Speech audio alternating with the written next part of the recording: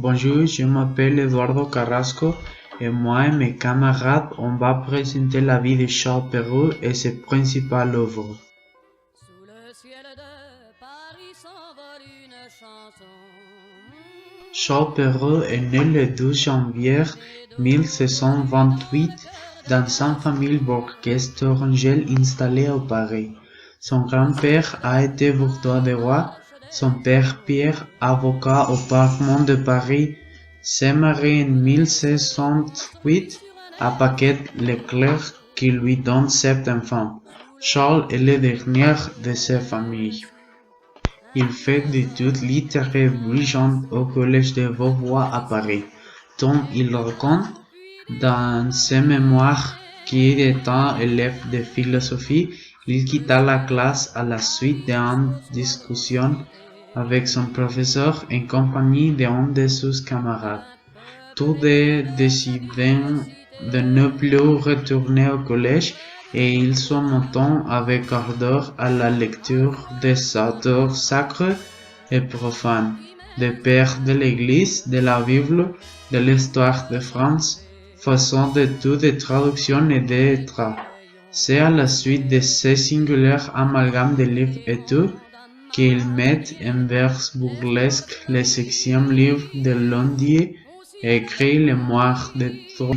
À partir de 1643, il a commencé à étudier les lois. Sans doute habile et doté d'un sens pratique notoire, il reçoit la protection de son frère Anne, Pierre, qui était collectionneur général. En 1654, il fut nominé fonctionnaire pour travail dans la fonction publique. En plus de se consacrer à l'écriture, il est chargé pour Covard, qui est de la politique artiste et littéraire de Louis XIV, en 1663, en tant que secrétaire de sciences de la Petite Académie, puis en 1612, en tant que contrôleur général de la surintendance des bâtiments des rois. Dès lors, Perrault use de le faveur d'un ministre au profit des lettres, des sciences et des arts. Il n'est pas étranger au projet des après lesquels des pensions sont distribuées aux écrivains et aux savants de France et Europe. Perrault contribue amplement à la fondation de l'Académie des sciences et à la reconstruction de l'Académie de Peinture. Il fait partie de l'originel de la commission de devises et inscriptions qui devenue de l'Académie d'inscription et belles-lettres, mais à la mort de Covert en 1683. Il perd sa charge de contrôleur général et exclut de cette académie. Entre à l'Académie française en 1671, il y donne l'idée des jetons de présence, de rendre publique la saison de réception et de faire l'élection par scrutin et par billet afin de chacun s'en donne un plan liberté de nommer qui lui partit. C'est lui encore qui rédigeait le préface du dictionnaire de l'Académie en 1694. En 1672, avec 44 ans, Perrault s'installe et épouse Marie Guichon, à 19 ans. En 1673, il est nommé bibliothécaire de l'Académie. La même année où son premier fils est né. Son épouse décède en 1678 quand elle morte en donnant naissance à dernier des 4 enfants. À cette époque, il se retire de la vie publique pour s'occuper de ses enfants. On dit que c'est à ce stade de sa vie qu'il a commencé à écrire des histoires pour enfants. On peut dire que la carrière littéraire de Charles Perrault a donné un grand changement grâce à ses enfants, puisqu'il est bien connu que grâce à ses positions lues à loi, sa première œuvre, Les Mémoires de Troyes, est pour un public plus âgé.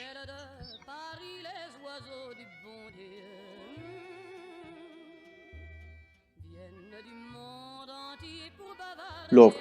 Perrault était un toucha tout littéraire qui s'enseigne au genre galant avec dialogue de la mort et de la mythe, et la migreur ou la métamorphose durante.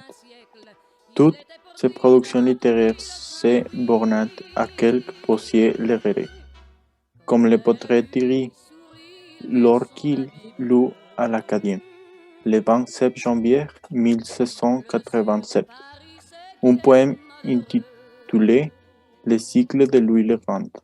Ce poème, où Perrault, parlant avec assez peu de respect d'Homère, demande est de plus révéré d'entre les auteurs classiques.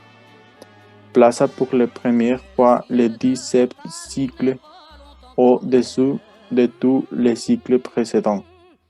Tient une place importante dans l'histoire des lettres et ce qu'il inaugure de la carrière des modernes.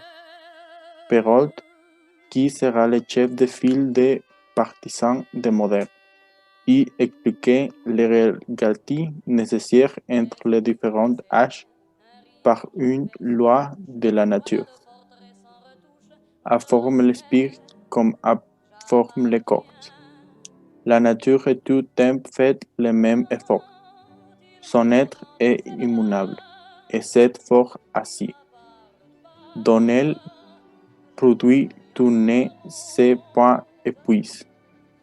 Jamais l'astre du jour qu'aujourd'hui nous voyageons n'est le front couronné de plus brillants rayons.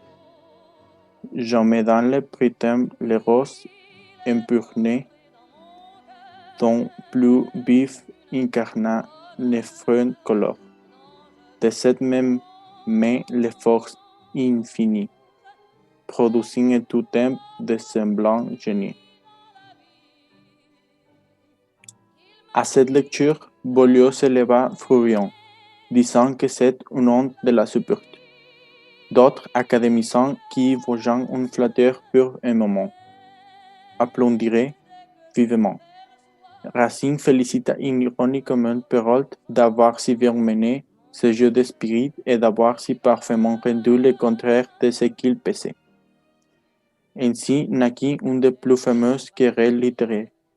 S'il est vrai, comme on l'a dit, que ce fut pour répondre à Racine, que Perrault entreprit une démonstration méthodique de sa thèse et publia le Perrault des anciens et des modernes.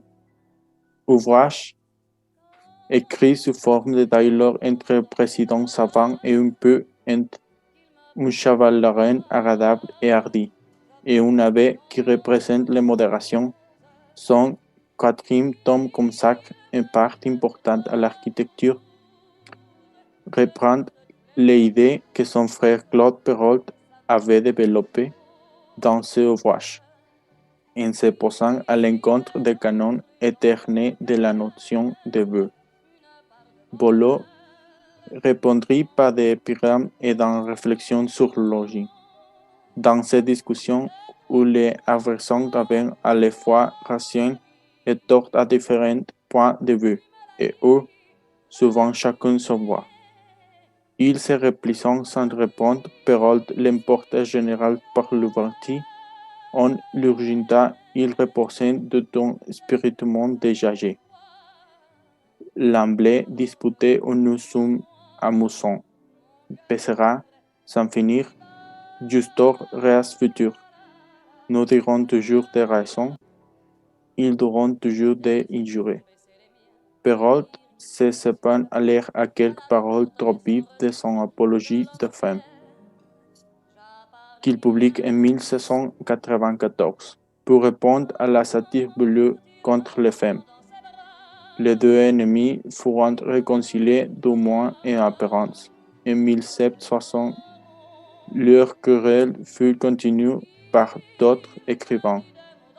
Perrault avait commencé en 1686 et termine en 1700 un ouvrage intitulé Les Hommes illustrés, qui ont paru en France pendant le cycle résolu de ceux de biographie.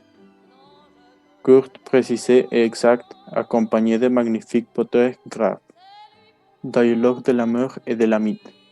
Écrit en 1660 par Charles Perrault, ce dialogue de la mort et de la mythe reste d'actualité aujourd'hui.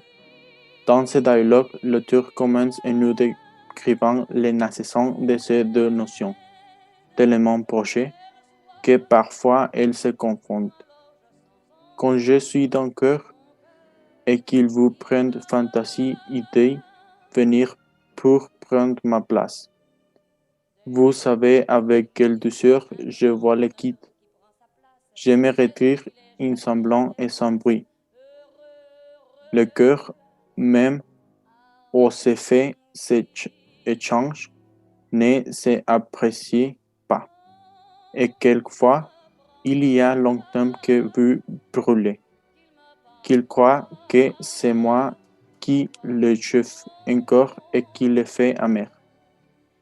Ensuite, Charles Perrault nous montre les autres sentiments qui peuvent découler des pouvoirs respectifs de la mort et de la mythe, tels que la jalousie, la fidélité, l'intérêt, le chagrin. Ils sont tellement attachés à ce linge intérêt qu'il m'a abandonné volontiers pour l'autre que lui. De lire comme ils tirent chacun leur côte, ils rompent du même lien et m'échappant.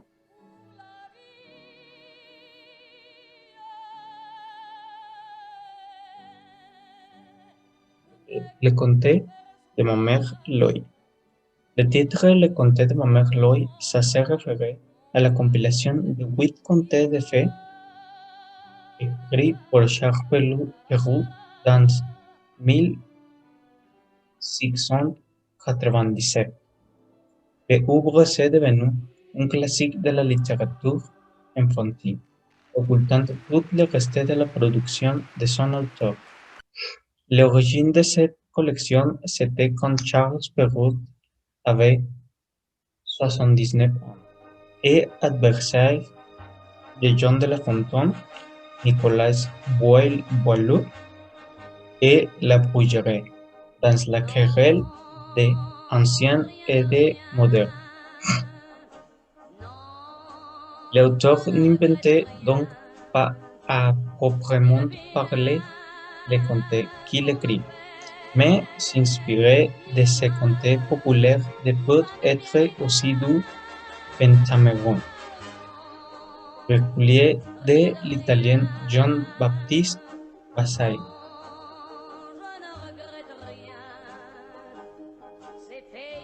Le style de ces histoires, c'est enchanteur, où les règles se mêlent agréablement ou merveilleux.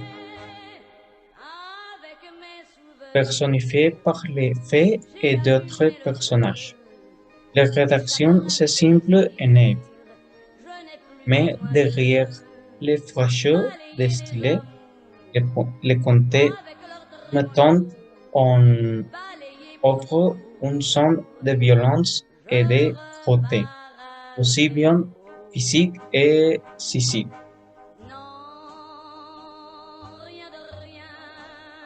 Les histoires inclusives sont Les Belles à bois dormant, Les Petites Cruches,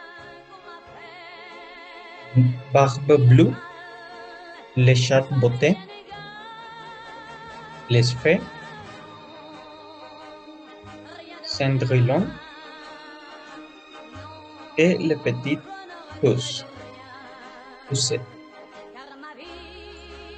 Les personnages types qui ressortent sont Aurore, la princesse et le prince, la ville fée, la fée Marielle et le loup.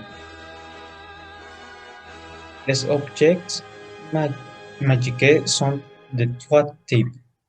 Ils servent à faire soit le bien, soit le mal, ou les deux. Celles sont qui les détiennent. Les baguettes ne font que le bien. Son usage est réservé aux faits mariannées. Celles-ci sont servantes au bénéfice exclusif de leur filleule peu d'années. La Belle au bois dormant et les cendrillons pour les aider à surmonter leur épreuve. épreuve.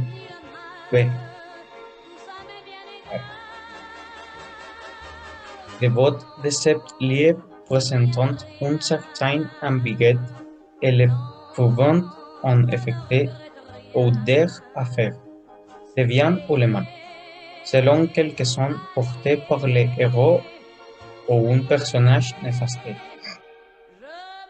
Le clef fa enfant pisse à conviction de la barbe bleue, et quant à elle, le seul objet entièrement néfaste de recueillir. Raison les jeunes épouses désobéissants. Balayé pour toujours, je repars à zéro. Chaperon nous a laissé nombreuses œuvres qui ont été transmises de génération en génération et qui continueront sans aucun doute ces œuvres dans le futur puisqu'elles sont devenues le principal exemple de la littérature ancienne et moderne. Sur ces bases, nous pouvons conclure que Charles Perrault est l'un des meilleurs auteurs de l'histoire.